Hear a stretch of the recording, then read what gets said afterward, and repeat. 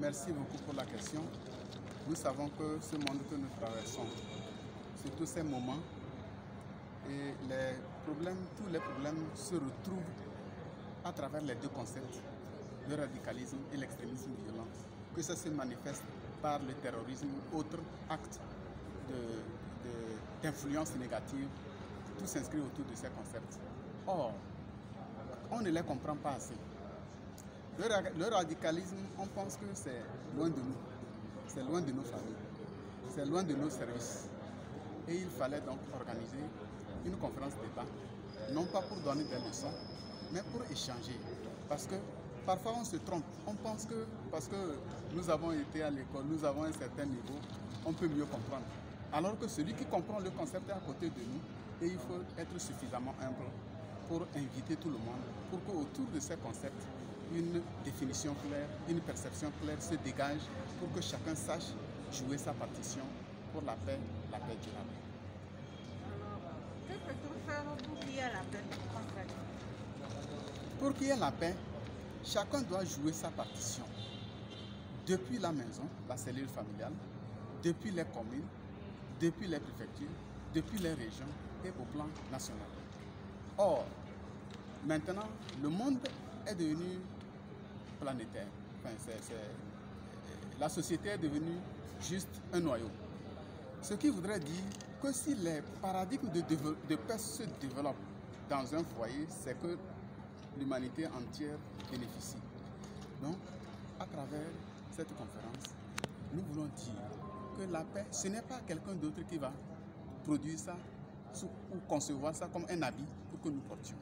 Il faut qu'on tienne compte de nos réalités, il faut qu'on transforme ces réalités, il faut qu'on mette notre mémoire en jeu, c'est-à-dire les souvenirs que nous avons, les souvenirs de frustration, avec un avenir gênant.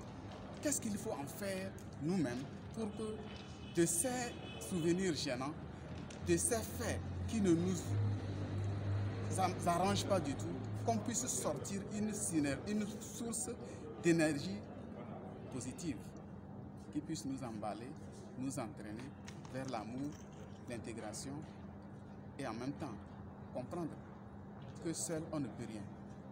Et un écrivain le disait bien, l'homme n'est rien sans les autres. Il naît dans leurs mains et s'en va de leurs mains. Donc, de tout ça pour dire que ce soit vous, les journalistes, que ce soit les enseignants-chercheurs, que ce soit les hommes de médias d'une manière générale, mais en même temps que ce soit les autres, nos parents, chacun a un rôle à jouer.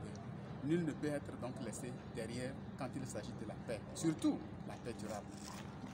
Qu'est-ce que tu vas faire pour cette réunion? Pour cette réunion, nous avons les thématiques. Par exemple, les experts du ministère de la Sécurité et de la Protection civile rendent compte de ce qui se fait sur le terrain, parce que beaucoup ne sont pas informés.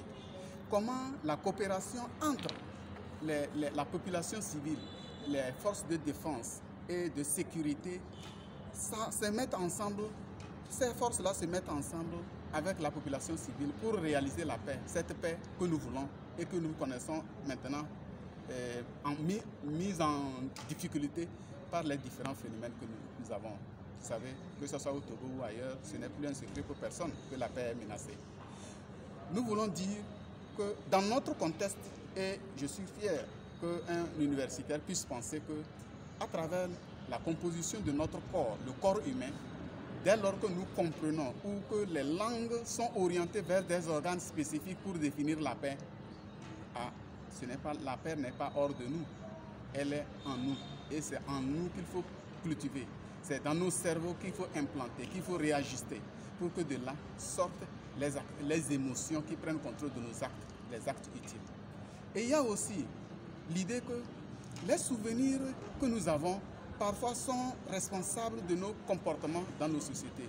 Parce que nous avons eu des difficultés, par exemple, interpersonnelles avec des autres humains.